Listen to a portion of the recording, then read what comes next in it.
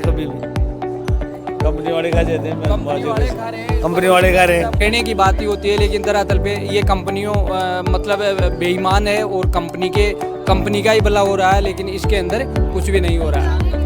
हाँ, किसान का भला होने वाली बात नहीं है, क्योंकि उसकी तो जो खून पसीने की वो फसल है, तो उसको 14 दिन तक कहाँ रखेगा वो। एक धरातल स्तर पर आपको लगता है कि सरकार उस तरीके से काम कर रही है जिस तरीके से किसान को जरूरत है? हाँ, किसान को ज़रूरत है, जैसे खेती, कृषि के कार्य और ये पशुपालन, डेयरी और एनजीओ के माध्यम से सभी सरकार की नीति को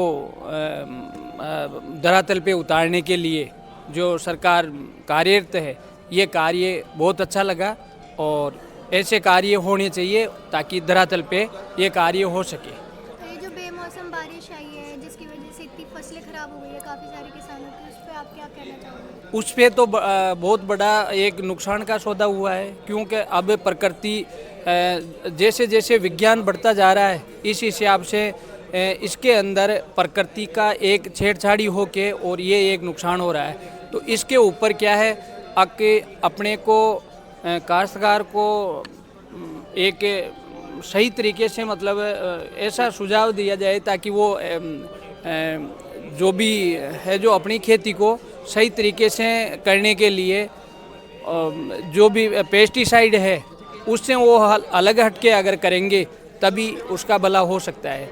और बेमौसम बारिश की बात है तो ये प्रकृति से जो छेड़छाड़ी हुई है उस हिसाब से ही ये प्रकृति अपने लिए एक घातक होती जा रही है, ताकि सर्दी की टाइम पर सर्दी नहीं पड़ती है, बरसात की टाइम बरसात नहीं होती है, गर्मी की टाइम गर्मी नहीं पड़ती है। तो ये उल्टा पुल्टा काम होने का कारण यही है कि अपना क्लाइमेट चेंज होने का यही रीज़न है। अपन ये जैसे जैसे विज्ञान बढ़ा है तो इसमें कुछ न कुछ इसका तालमेल खराब हुआ है, इसकी वजह से ही ये उल्टा पुल्टा काम हो रखा है। आर्टिफिशियल बारिश करवाई जा रही है। ये आर्टिफिशियल बारिश तो खैर वो तो एक ब्रह्मनाशी की है, वो तो नहीं हो रही है, लेकिन ये तो क्या प्रकृति से छेड़छाड़ी हो गई उस हिसाब से ही। जैसे फैक्ट्री एरिया है, ये उल्टे पुल्टे इसके प्रदूषण की वजह से ही मतलब ये दिक्कत हो रही है। कहने का मतलब मुआवजे का क्या प्रावधान रहेगा? मुआवजे के अंदर तो सरकार घोषणाएं ही करती है, लेकिन मुआवजे के अंदर तो कुछ भी नहीं हो रहा है, क्योंकि काश्तकार को सब कहते ही हैं, बाकी काश्तकार का भला होने वाला काम नहीं है। क्यों कि अभी बरसात हो रखी है, लेकिन काश्तकार का कोई भी और तो कुछ भी नहीं हो रखा है। कहने का मतलब सरकार कुछ भी उसके अंदर संज्ञान वो तो कहने की बात ही होती है, लेकिन दरअसल पे ये कंपनियों मतलब बेईमान है और कंपनी का ही भला हो रहा है, लेकिन इसके अंदर कुछ भी नहीं हो रहा है।